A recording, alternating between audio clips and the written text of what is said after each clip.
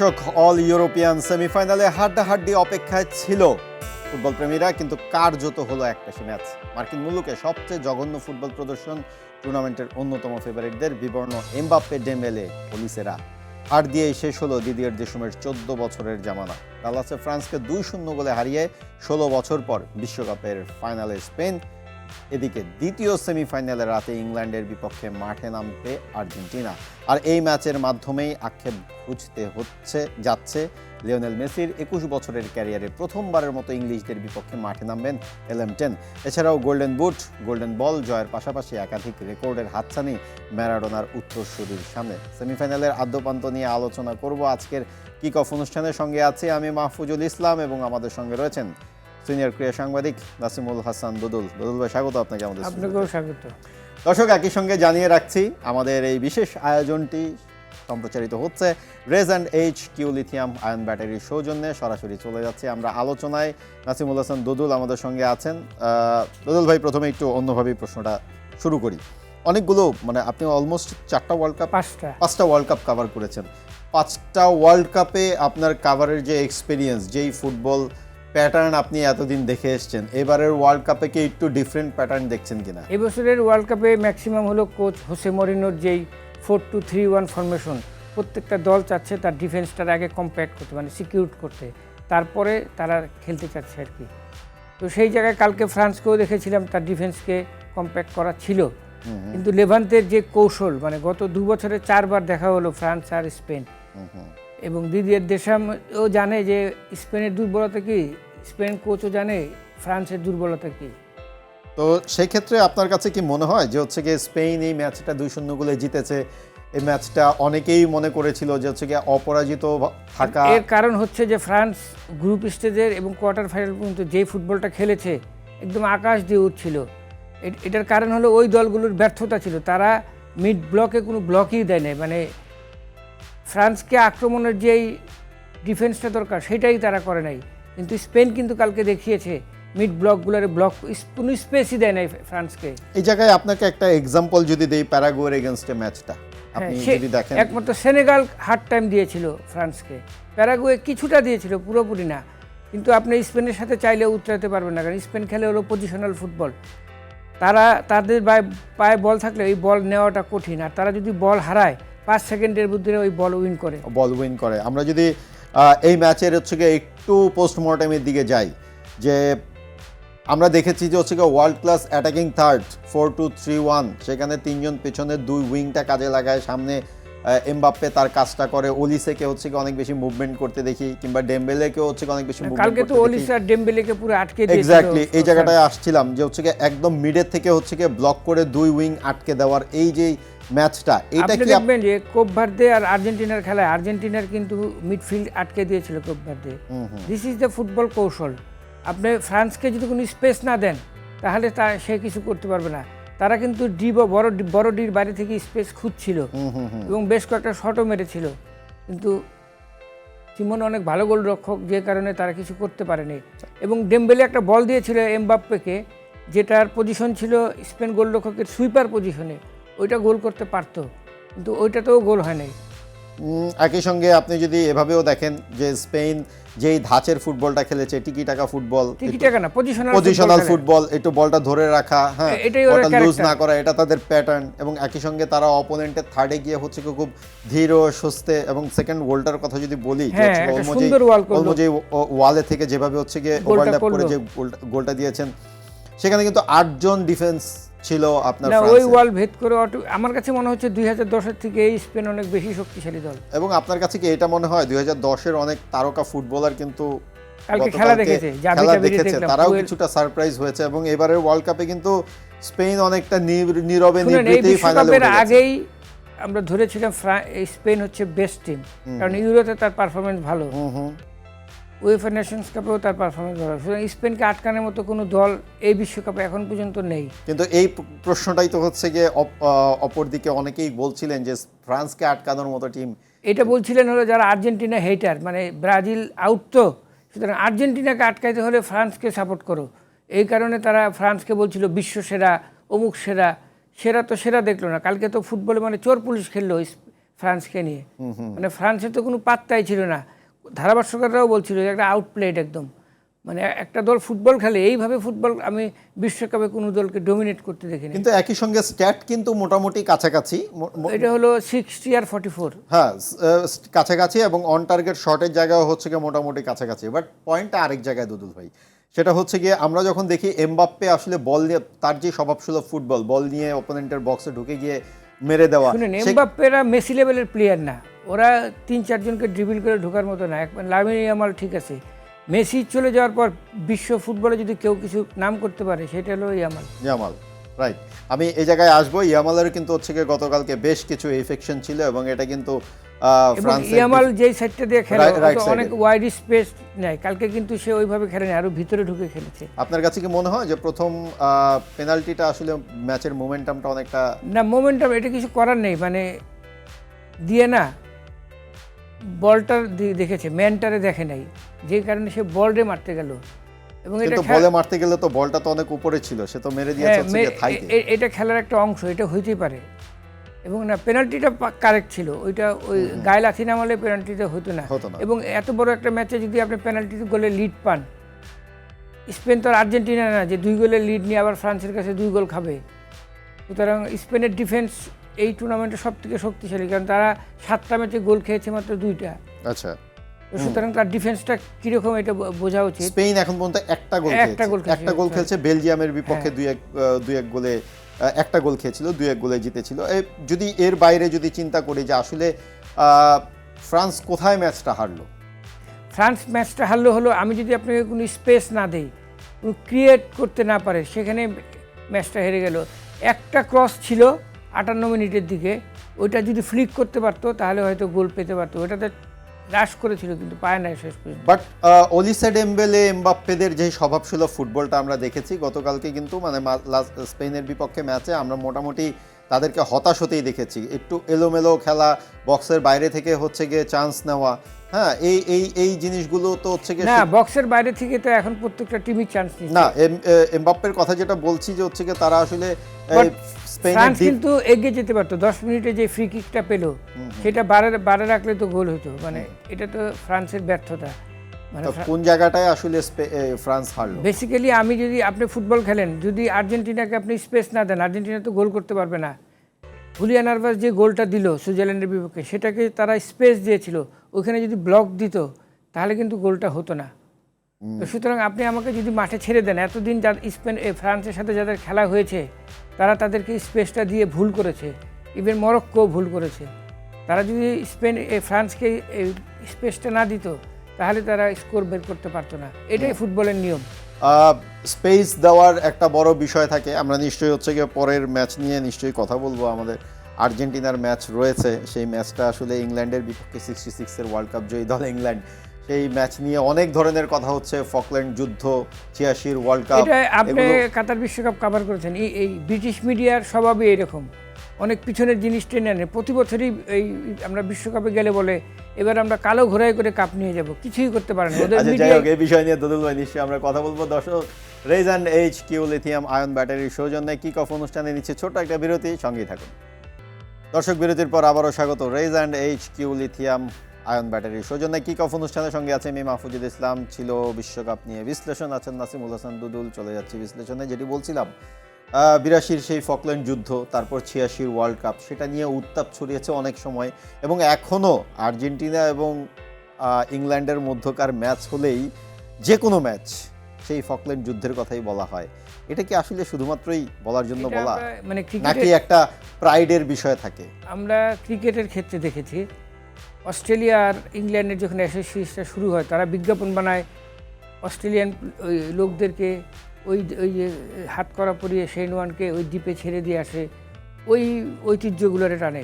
ইংল্যান্ডের আসলে ফুটবলের জনক তারাই, কিন্তু তাদের ঐতিহ্য ছাড়া আর কিছুই নাই এখন বেঁচে নেই, ফুটবলের তো কিছুই নেই। এবারে বিশ্বকাপে তাদের একটা অ্যাডভান্টেজ আছে, তারা মেক্সিকোর সাথে মেক্সিকোর মাঠে 120 মিনিট ফুটবল খেলছে। এটাই তাদের 10 জনের দল নিয়ে, এটাই তাদের বড় অ্যাডভান্টেজ, মানে আর্জেন্টিনা ম্যাচের আগ পর্যন্ত। আপনার কাছে কি মনে হয় না ইংল্যান্ড টিমটার ডেপথ অনেক স্ট্রং? ভালো টিম, কিন্তু এখানে কতগুলা ইকুয়েশন আছে। যেমন হ্যারি কেন একটা কুফা ক্যাপ্টেন, সে যেই টিমে থাকে সেই টিম কখনো সাফল্য পায় না। আপনি কিন্তু আমরা দেখলাম যে লাস্ট সে বায়ার্ন মিউনিখে আসার পরে বায়ার্ন মিউনিখের তো ক্লাব ফুটবল, কিন্তু জাতীয় দলে তার কোনো সাফল্য নেই। আপনি দেখেন সাউথগেট যখন কোচ ছিল তার টিম ফাইনাল ইটালির কাছে হারলো না, তখনই এই কথাটা বলা হয়েছে যে হ্যারি কেনের সময় পায় না। আর আর্জেন্টিনার সাথে এবারের ওয়ার্ল্ড কাপে হ্যারি কেনের ক্যাপ্টেন্সি, হ্যারি কেনের দল কন্ট্রোল নিয়ে তো হচ্ছে কি নানান ধরনের আলোচনা হচ্ছে। আপনারা যারা এরকম ফুটবল আপনারা যারা আর্জেন্টিনা হেটার, তারা তো ফ্রান্সকে পৃথিবীর সেরা মানে কি শতাব্দীর সেরা টিম বানিয়ে দিয়েছিলেন, যে ফ্রান্সকে আর্জেন্টিনা হেটার এটা অন্য বিষয়, বাট ফ্যাক্টটা আসলে বিষয় আটকানের মতো কোনো টিম নাই। না, ফ্যাক্ট যদি ধরেন, যদি আমি আপনাকে দুটো শুনেন, আমি পাশে আপনাকে বলি 86-এ যখন কার্লোস ভিলাডো আর্জেন্টিনা টিম নিয়ে মেক্সিকোতে গেল, তখন বললো যে আমি চ্যাম্পিয়ন হতে এসেছি। বললো যে আপনি কি নিয়ে চ্যাম্পিয়ন হবেন? বলে শুনেন, আমার কাছে একটা মারাদোনা আছে। স্কলানি বলে না তার কাছে একজন মেসি আছে। ইংল্যান্ডের 4 জন প্লেয়ার ইকুয়াল, মেসি 1 একা। মেসি 10 সেকেন্ডে পারে একটা টিমকে ধ্বংস করে। মেসি আনপ্যারালাল ফুটবলার, সেটা নিয়ে তো কারো সন্দেহ ধ্বংস করে দিতে। মেসি তো গোলের জন্য খেলে না, তার সতীর্থদের গোল করার সে এটা চায়। সে যদি গোলের পিছনে ছুটতো তাহলে 15-20টা হয়ে যেত এতক্ষণে তার গোল। না, এখন যদি টিম কম্বিনেশনের কথা চিন্তা করেন, ধরেন আজকে রাতে মেসির জ্বর আসলো, হ্যাঁ, তাহলে আর্জেন্টিনা টিমকে আপনি কোথায় রাখবেন? আপনি অনেকেই বলছে যে মেসি চলে গেলে আর্জেন্টিনার কি হবে। দেখেন, Nico Paz Real Madrid academy থেকে উঠে আসা প্লেয়ার, এইচেভেরিকে তা আনেই নাই, মাস্তানুকে আনে নাই। এইচেভেরি, মাস্তানু, নিকো পাস, আলভারেস, মার্টিনেস, 5টা অ্যাটাকার। আমি শুধু একটা জিনিস হচ্ছে গিয়ে, যদি আপনি এক পাশে আর্জেন্টিনাকে রাখেন, এক পাশে ইংল্যান্ডকে রাখেন, টিম ডেপথ এবং হচ্ছে গিয়ে স্ট্রেংথের কথা চিন্তা করলে কাকে এগিয়ে রাখবেন আপনি? ইংল্যান্ডকে এগিয়ে রাখবো, কিন্তু এক পাশে মেসিকে রাখেন আর এক পাশে ইংল্যান্ড দলকে রাখলেন, মেসিকে এগিয়ে রাখতে হবে। মানে আপনি ইংল্যান্ডকেই এগিয়ে রাখবেন এই ম্যাচে? According to the performance England good team. মানে ইংল্যান্ডের সাথে যদি আজকে ম্যাচ জিততে হয়, সেম স্পেনের কৌশলটা নিয়ে আর্জেন্টিনাকে মাঠে নামতে হবে। মানে ওদের যেই বেলিংহাম, কেইন আর সাকা, এই 3 জনকে আটকাতে হবে। সাকাও ইয়ামালের মতন ওয়াইড স্পেস নিয়ে খেলে, লেফট ফুটার তো যে কোনো সময় কাটব্যাক করে আপনার সমস্যা ক্রিয়েট করতে পারবে। আর্জেন্টিনার ডিফেন্স কিন্তু অত স্ট্রং না। আচ্ছা, আপনার তো ফুটবল মস্তিষ্ক বেশ ভালো বলে আমরা জানি, আমাদের ক্রীড়াঙ্গনে মোটামুটি একটা কথা চাওয়ার আছে। আপনার কাছে যদি বলি যে এবার ইংল্যান্ড টিম আসলে তাদের অন ফিল্ডে কয়টা ফরমেশন অ্যাপ্লাই করেছে এবং আর্জেন্টিনা কয়টা অ্যাপ্লাই করেছে? স্পেনের বেসিক ফুটবল হচ্ছে 4-4-2। এটা ওরা 4-3-3-তে দেখায় ফরমেশন, কিন্তু খেলার সময় 4-4-2 হয়ে যায়। ওদের 2টা উইং অ্যাটাক করে। এটাই আদিকাল থেকে এই ফুটবল, এটাই কিন্তু হোসে মরিনো এসে এই যে 4-2-3-1, মানে 4টা ডিফেন্সের পর আরো 2টা হোল্ডিং মিডফিল্ডার রাখে। এটা হোসে মরিনের উদ্ভাবন। এটা সব কোচরাই করে, বড় টিমগুলো এখন নিচ্ছে, এটা নিচ্ছে। এইবারে বিশ্বকাপে ম্যাক্সিমাম টিম নিজের মানে ডিফেন্সটাকে শুরুটা ওভাবেই করতে চাচ্ছে, কিন্তু পরবর্তীতে ভেঙে আর্জেন্টিনা ওই রকম শুরু করে, কিন্তু পরবর্তীতে আবার ভেঙে ফেলে। মানে সেই জায়গাটায়, এই ট্রানজ্যাকশনটাতে শুনেন, হোসে মরিনো বলছে যে মেসিকে আটকানোর জন্য পৃথিবীর এমন কোনো কৌশল নাই সে করে নাই। তারে মারা থেকে শুরু করে সব কিছু করছে, তারপরও তার আটকাতে পারে নাই। সুতরাং যেই দলে মেসি আছে সেই দলে জার্মান কোচ টুখেল আপনাকে যে কোনো ফরমেশনে আনুক, আটকাতে পারবেন আর্জেন্টিনাকে। সেই জায়গায় আমি যদি আপনার কাছে এই জিনিসটা জানতে চাই, দর্শকরাও নিশ্চয়ই জানতে চাইবে যে আসলে এবারের ওয়ার্ল্ড কাপে অন ফিল্ডে আর্জেন্টিনা কয়টা ফরমেশন অ্যাপ্লাই করেছে? 4-4-2-তে তো তারা শুরু করে অ্যাজ ইউজুয়াল। 4-4-2 না, তারাও ওই রকম 4-2-3, ওরা হলো 4-2-3-1 না, 4-1-2-3 এরকম একটা ফরমেশন, 4-1-3-2 এরকম একটা ফরমেশনে শুরু করে নামে, কিন্তু পরে আবার 4-4-2 হয়ে যায়। তো সেই জায়গায় ইংল্যান্ডের কয়টা আপনি দেখলেন? ইংল্যান্ডের বেলিংহাম কিন্তু মিডফিল্ডার, সে এসে নাম্বার 10-এ ঘোরাঘুরি করতেছে। এই সুযোগটা আর্জেন্টিনা তাকে নাও দিতে পারে, কারণ ওখানে রোমেরো আছে। আমি যদি এভাবে বলি যে আর্জেন্টিনা লাস্ট কয়েক ম্যাচে খুব সম্ভবত 5টা গোল খেয়েছে, 5টা গোল রিসিভ করেছে। ফুটবল খেলা তো গোলের খেলা, গোল হবেই। তো সেই জায়গায় আপনি কি মনে করেন আর্জেন্টিনার ফুটবলের সাথে স্পেনের ফুটবলের মিল রয়েছে? মানে মেসি তো স্পেন থেকে উঠে আসা প্লেয়ার, সুতরাং আর্জেন্টিনা ডিফেন্স থেকে বিল্ড আপ করে ম্যাচটা মানে আগে নেয় তাদের। ওই জায়গায় প্রতিপক্ষ যদি একটু আগায় তখন তারা স্পেসটা ক্রিয়েট করে। এটাই হলো আর্জেন্টিনার ফুটবল। সুতরাং ইংল্যান্ডও চাইবে কম্প্যাক্ট রাখতে, কিন্তু পারবে না দিন শেষে, কারণ মেসি ড্রিবলিংয়ের কাছে স্পেস বের হবেই। যদি হুলিয়ান আলভারেস আর মার্টিনেজ ঠিকমতো গোল দিতে পারে, তাহলে আর্জেন্টিনা 90 মিনিটে স্কোর বের করে নেবে। নাসিমুল হাসান দুদুল, আপনার কাছে একটা জিনিস জানতে চাও, মেসি কি তার 2022 সালের কাতার ওয়ার্ল্ড কাপে যে ড্রিবলিং ফুটবল খেলেছে এবারের ওয়ার্ল্ড কাপে এসে কি সেম ফুটবলটা তার খেলছে? বয়সটা দেখতে হবে, তার হ্যাঁ, বয়সটা তার মানে কত। হচ্ছে গিয়ে এবার তিনি হচ্ছে গিয়ে বল নিয়ে উইথ বলে খুব বেশি হচ্ছে গিয়ে নিজেকে রাখছেন না, নিজেকে একটু রেস্ট দিয়ে মাসেলগুলোকে হ্যাঁ, একটুখানি। ইংল্যান্ড তো বলেছে তাকে ঘুম পাড়িয়ে রাখবে এবং রুনি বলেছে মেসি হচ্ছে আর্জেন্টিনার দুর্বলতা। এখন দেখা যাক কি হয়, দুর্বলতা কি। এই প্রসঙ্গ নিয়ে নিশ্চয়ই আবার আসবো, আলোচনাটা বেশ আপনার সাথে কনভারসেশনটা বেশ অনেক কিছু ভালো হচ্ছে, দেখা যাক আমরা এরপরে আবার আসবো, এই বিষয়টা নিয়েই কথা বলবো। দর্শক, Rage and H Q lithium ion battery সৌজন্যে কিক অফ অনুষ্ঠানে নিচ্ছি আরও একটা বিরতি, সঙ্গেই থাকুন। দর্শক, বিরতির পর আবারও স্বাগত। Rage and H Q lithium ion battery সৌজন্যে কিক অফ অনুষ্ঠানের সঙ্গে আছে আমি মাহফুজুল ইসলাম, যাচ্ছি বিশ্লেষণে আছেন নাসিমুল হাসান দুদুল। বোঝাই যাচ্ছে আপনি আর্জেন্টিনাকে একদম টপ স্টেজেই রাখতে চাচ্ছেন। না শুনেন, এখানে ইউরোপ আর ল্যাটিন আমেরিকার একটা দ্বন্দ্ব অনেক আগে থেকেই।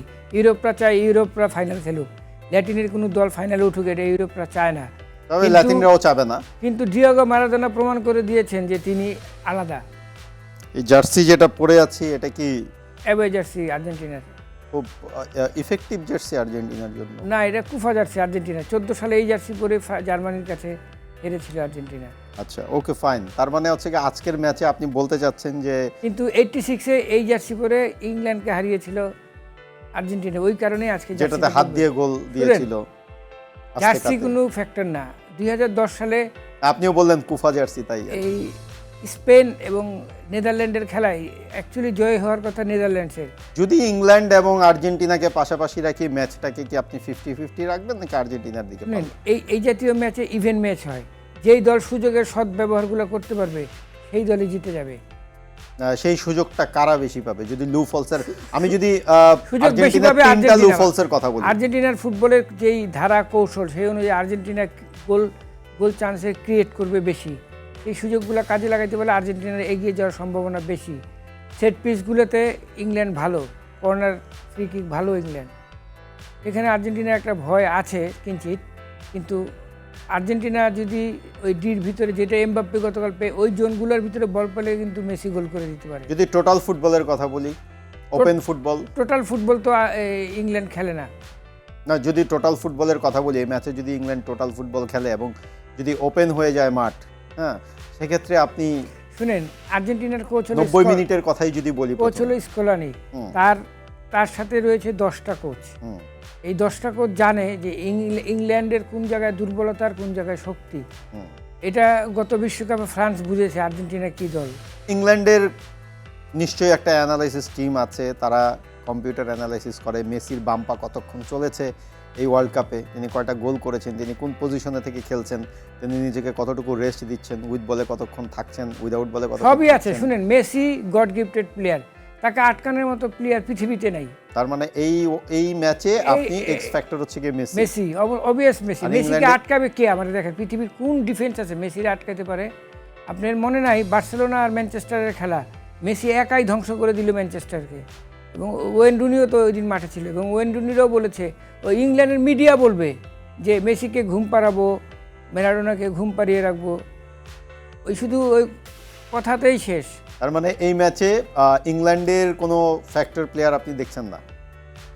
Bellingham good player, Kane good player, Saka good player. সাকারে যদি একটু ড্রিবল করতে দেয়, কাটব্যাক করতে দেয়, তাহলে আর্জেন্টিনার জন্য প্রবলেম। সাকা কতটা ইফেক্টিভ হতে পারে বক্স অনেক- আউট অফ বক্স? খুবই ইফেক্টিভ প্লেয়ার সে, কারণ লেফট ফুটার তো, লেফট ফুটারের দুইটা গুণ আছে, ওরা ড্রিবল করে এবং বাম পায়ে স্ট্রাইক নেয়, এবং ওই স্ট্রাইকগুলো গোলের চান্স বেশি থাকে। ওই ওই আর্জেন্টিনার বক্সের ভিতরে ওরা কোনো, আর্জেন্টিনার লেফট ব্যাক নিয়ে কোনো কথা আছে এই বিষয়ে? আর্জেন্টিনার তো লেফট ব্যাক নাই। ডিমারিয়ান তার মানে সাকা একটা ফ্যাক্টর, অবশ্যই ফ্যাক্টর। বেলিংহাম একটা ফ্যাক্টর, হ্যারিকেন বক্সে একটা ফ্যাক্টর। অন দ্য পিচ যদি সে ওই দিন ভালো, এমবাপ্পেও তো ফ্যাক্টর ছিল, কালকে তো নড়তেই পারে নাই। খেলার দিনে যদি সে বড় ম্যাচে যদি জ্বলে উঠতে পারে তাহলে factor, but previous performance factor. শুনেন, আমি অতীতে আপনার বিরুদ্ধে 100 ম্যাচ জিতছি, কালকে তো জিততে পারি নাই, লাভ নাই তো। ওই রেকর্ড খেলার দিনে এগুলো আসলে খুব একটা কাজে আসে না। যে দল ভালো খেলবে, জয়ী হবে সেই দলই। আর্জেন্টিনা গোল ক্রিয়েট করবে, সুযোগের সদ্ব্যবহার করতে পারলে ফাইনালে আর্জেন্টিনা এবং স্পেন একটা ধ্রুপদী ম্যাচ হবে, গুরু শিষ্যের লড়াই। আচ্ছা, ও যদি একদম শেষের পর্যায়ে আমরা লাস্ট এমবাপ্পে এর মধ্যে হচ্ছে গিয়ে বাদ হয়ে গেছে, থার্ড পজিশনে তারা খেলবে, সেখানে এমবাপ্পে নিশ্চয়ই থাকবেন, গোল করবেন, করার চেষ্টা করবেন। হাইপোথেটিক্যালি ধরে নিলাম যে আর্জেন্টিনা হেরে গেছে, সেক্ষেত্রে গোল্ডেন বুটের ও তো এমবাপ্পের কাছেই চলে যাবে, যাওয়ার সম্ভাবনা বেশি। কিন্তু আমার কাছে মনে হচ্ছে যে এই বিশ্বকাপ থেকে golden ball, player of the tournament, এই তিনোটা পুরস্কারই মেসি পাবে। আচ্ছা, মেসির কারণ ও আনপ্যারালালি তিনি আউটস্ট্যান্ডিং পারফর্ম করছেন। কারণ গত 3টা সেঞ্চুরি যে চিন্তা করেন আপনি, মানে এই 2030 সাল থেকে এই পর্যন্ত ফুটবলের আর্জেন্টিনা 3টা ফুটবলার প্রডিউস করেছে। ডি স্টেফানো, নাম শুনেছেন? এটা বার্সেলোনা খেলতো। ডিয়েগো ম্যারাডোনা এবং মেসি। পৃথিবীর আর কোনো দেশ তো এরকম প্লেয়ার, ইভেন আপনাদের কালো মানিক পেলেও তো এই লেভেলে আসে না। আমাদের বলতে হচ্ছে কি, আমি এখন আপনি তো সঞ্চালক, আমি ব্রাজিল সমর্থক, আমি এখন সঞ্চালক, যদিও আমার আর্জেন্টিনা হেটার, মানে আপনি চান কোনোভাবে আর্জেন্টিনা হারুক। ঠিক আছে, আমি 2022 সালে আপনার মনে থাকার কথা কাতার বিশ্বকাপ কভার করতে গিয়ে প্রথম ম্যাচ যেদিন সৌদি আরবের সাথে আর্জেন্টিনা হেরেছিল, তারপরের দিন আপনি ব্রাজিলের জার্সি পরে আমরা একটা বাস ভ্রমণ করেছিলাম এবং আপনি বলেছিলেন যে আর্জেন্টিনা এটা কি খেললো, আমি এই দল সাপোর্ট করব না। আমার কাছে ভিডিও আছে, আমি ভিডিও করে রেখেছিলাম। পৃথিবীতে Brazil, Argentina, West Indies, Pakistan cricket team, এগুলোর মানুষ পছন্দ করে তাদের খেলা দিয়ে। ব্রাজিল যখন মানে অ্যাটাক করে, মনে হয় যে সমুদ্র থেকে ইলিশ মাছ যখন নদীর পানিতে আসেনি এরকম ঝাঁক ঝাঁক এরকম করে খেলতো। ওই ফুটবল, সাম্বা ফুটবল তো আর নাই। আপনি তো খেলা দেখেছেন 2002 সালে, আমরা 82 খেলা দেখেছি। না, আপনার সাথে আমার বয়সের পার্থক্য আছে। আমি 82-তে খেলতো, আমি 94-তে কিছু মনে আছে, 98-তে খুব 82 সালে ভালোভাবে খেলা ব্রাজিলে খেলতো কে? Socrates, junior, Falcao, Jorginho, Zico. আর এখন খেলে কারা? ম্যাচের গ্যাব্রিয়েলা, এই ইংল্যান্ড এবং আর্জেন্টিনা ম্যাচের স্কোর প্রেডিকশন, এটা বলা ডিফিকাল্ট। আমার কাছে মনে হচ্ছে যে আর্জেন্টিনা 2-1 জিততে পারে। 2-1 জিততে পারে। ম্যাচটা কি এক্সট্রা টাইমে যাবে? যেতে পারে, সম্ভাবনা কেমন? যদি আর্জেন্টিনা আগে গোল দেয় তাহলে ম্যাচ এক্সট্রা টাইমে যাবে। আচ্ছা, আর পেনাল্টিতে যাওয়ার কোনো সুযোগ নেই? কেন, ফিফা তো আর্জেন্টিনার আত্মীয়, তা এত দরকার কি? আর্জেন্টিনার এমনি 90 মিনিটে শেষ করে। আপনাকে বলে রাখি, অলরেডি একটা অ্যাডিডাস কিন্তু ফাইনালে চলে গেছে। এখন নাইকি অ্যাডিডাসের যদি লড়াই হয় তাহলে এটা তো আপনি ব্রাজিলকে বলবে, কারণ 98 এ ব্রাজিল, আমি ইংল্যান্ডের স্পন্সর নাইকি। যাই হোক, ছেড়ে দিয়েছে। ধন্যবাদ আপনাকে। আমাদের আজকে খুব প্রাণবন্ত একটা কনভারসেশন হলো। থ্যাংক ইউ দদুল ভাই, আপনাকে। আমাদের দেখা হবে কালকে, আপনার কথা হবে ইনশাআল্লাহ, কথা হবে। থ্যাংক ইউ দর্শক। Rage and H Q lithium ion ব্যাটারির সৌজন্যে কিক অফ অনুষ্ঠানটি আজকে এ পর্যন্তই। বিশ্বকাপের পরবর্তী ম্যাচগুলোর বিশ্লেষণ নিয়ে হাজির হব আগামীকাল ঠিক একই সময় অন্য কোনো অতিথিকে সাথে নিয়ে। সে পর্যন্ত ফুটবল উন্মাদনায় মাতুন, ভালো থাকুন, সুস্থ থাকুন এবং ফুটবল উপভোগ করুন। ধন্যবাদ সবাইকে।